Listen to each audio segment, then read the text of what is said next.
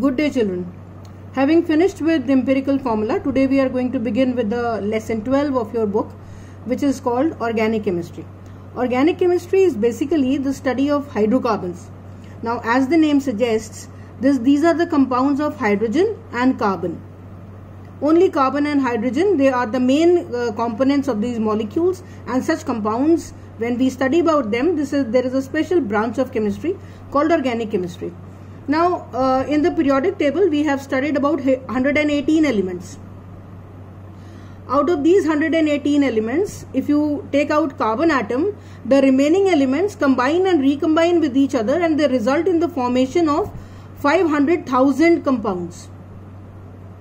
Whereas this carbon along with hydrogen, they combine and they form as much as 9 million compounds.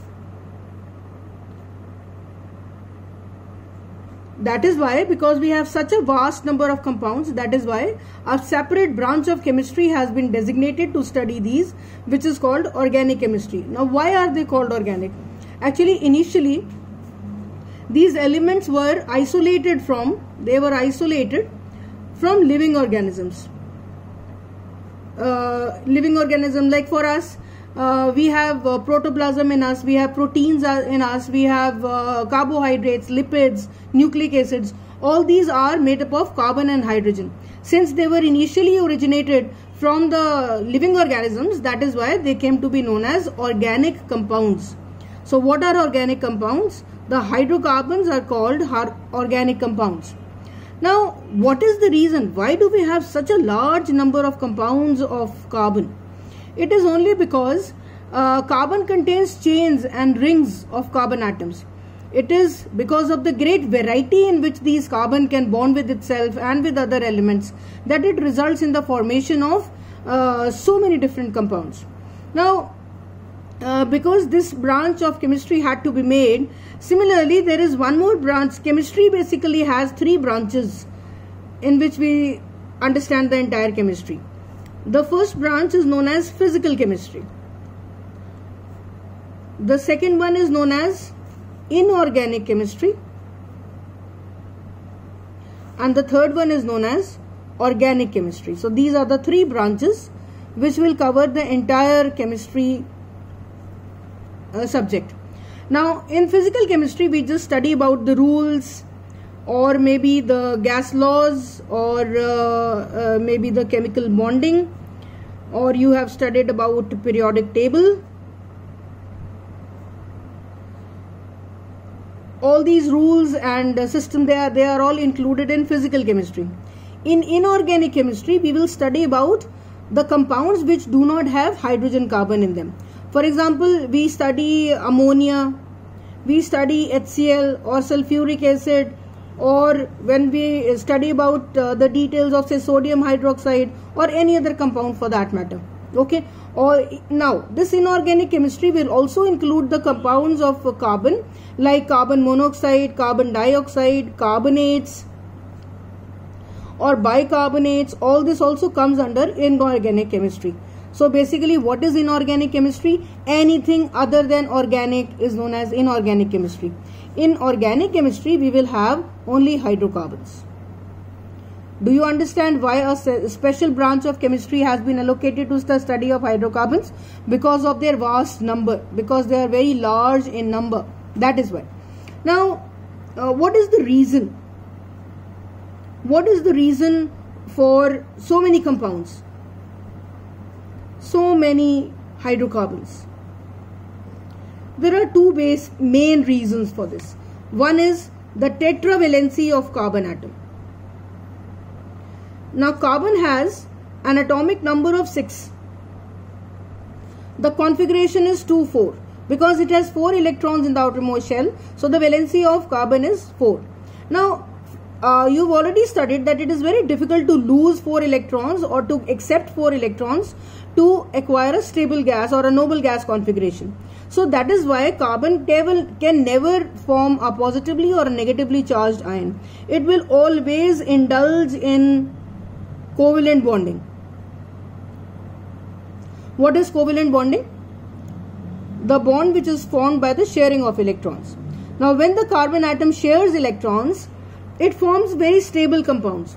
It can form a single atom with another carbon and exist very easily. It can also form a double bond between with the other carbon atom and exist nicely. And similarly, it can form a triple bond with the other carbon atom and even then exist very independently in a very stable way. Now, what is the role of hydrogen along with carbon? Let me tell you that in the entire study of hydrocarbons, carbon is the all-important atom. The hydrogen is an insignificant atom. The only thing which hydrogen does is to complete the valency of carbon atom. Now, I just told you that carbon is tetravalent because it has a valency of 4. Now, look at this carbon atom number 1. Now, out of 4, one of its electron is already shared with another carbon atom. The other 3, they are shared with hydrogen to complete complete the octet.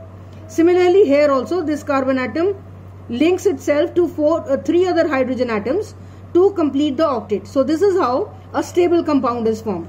Now here between 2 carbon atoms there is a double bond. Now 2 more hydrogen atoms are required to complete the octet. Here also it requires 2 more hydrogen atoms to complete the octet. I hope you follow. Carbon already had 4 electrons. 2 it shares with this carbon atom, which makes it 6, and 2 more it shares individually with 2 hydrogen atoms, which makes it 8. So now both the carbon atoms have 8 electrons and the hydrogens have completed their duplet. So this is how they exist. Similarly here 3 electrons are already shared with the other carbon atom and 1 more electron is shared with hydrogen. So you see in all these 3 compounds the number of carbon atom is 2. Number of carbon atom is only 2. Here how many hydrogen atoms are there? 1, 2, 3, 4, 5, 6. Here we have 1, 2, 3 and 4. And here we have only 2 hydrogen atoms. So the number of carbon atoms remains 2 in all the 3 compounds, but the number of hydrogen atoms varies because of the difference in the number of bonds between the carbon atoms. So I hope you have understood the role of hydrogen in hydrocarbons and how carbon can exist in a single bond, double bond and a triple bond equally stably. So that is one very important reason what leads to the formation of such a large number of compounds. The second reason why it forms a large number of compounds is catenation. Catenation.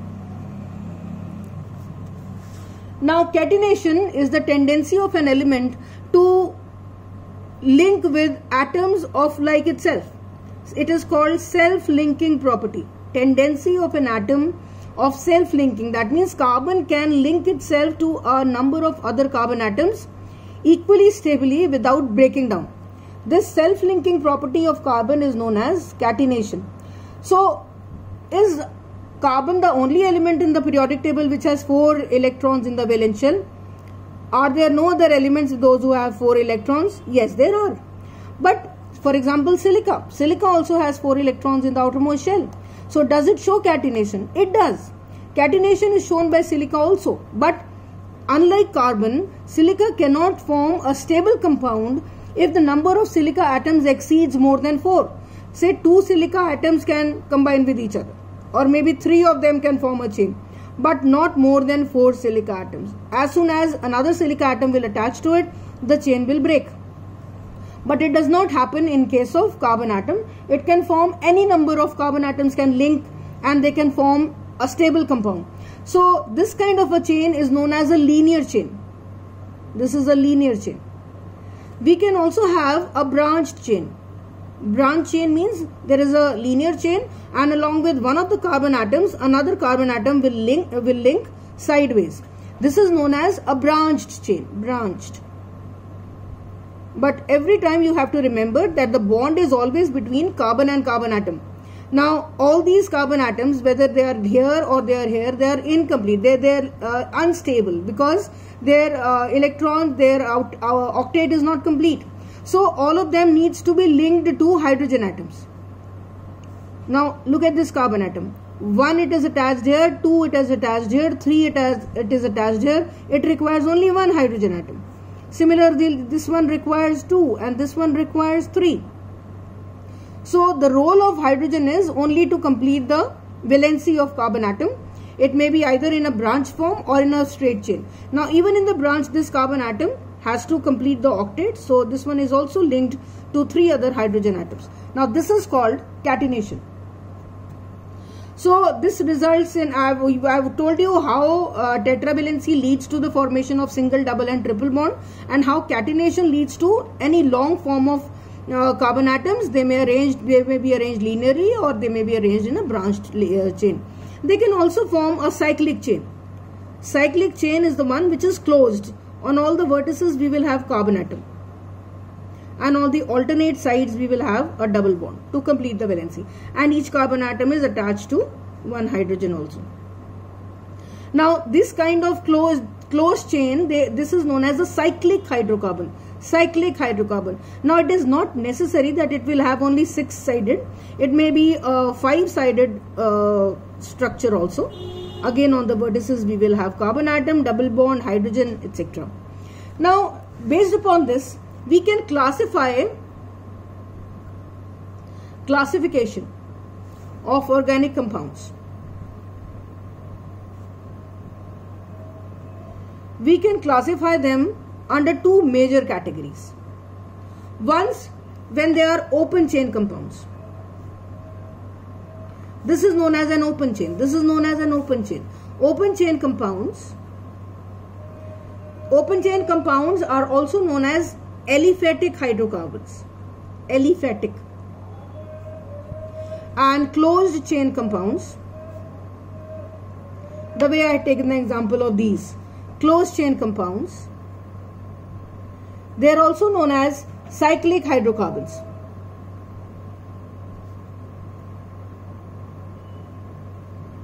Now aliphatic hydrocarbons can be further classified into saturated hydrocarbons and unsaturated hydrocarbons. The saturated hydrocarbons are also known as alkanes. Unsaturated hydrocarbons can further be either alkenes or alkynes. These terms might be appearing very new to you, but don't worry, we are going to study in detail about them. Okay, we will study about them, don't worry. Now cyclic hydrocarbons can either be homocyclic, similar, homocyclic, or they can be heterocyclic. In a homocyclic hydrocarbon, we have only carbon atoms, and they are known as aromatic. Actually, they have a good smell, so that is why they are called aromatic. Aromatic refers to good smelling. For example, I had told you this example. This is the molecule of what we call as benzene. This is called benzene. I told you we place the double bond on the alternate sides, or we can simply place a ring in between. Even that shows that the valency is completed. So hydrogens are there. This is known as benzene. Example of heterocyclic. Heterocyclic basically refers to a cyclic hydrocarbon which has, besides carbon, other elements also. For example, it may be nitrogen, it may be oxygen, sulfur, or any other element. So I will take an example of what is called pyridine.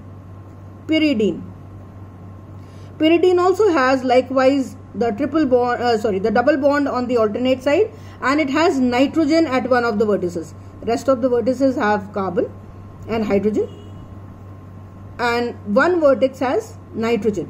So this is pyridine. Anyway, this year we are going to limit our study only to aliphatic hydrocarbons. We are going to study in detail about saturated and unsaturated hydrocarbons, and the study of cyclic hydrocarbons probably you will do later if you will pursue sciences. Okay, now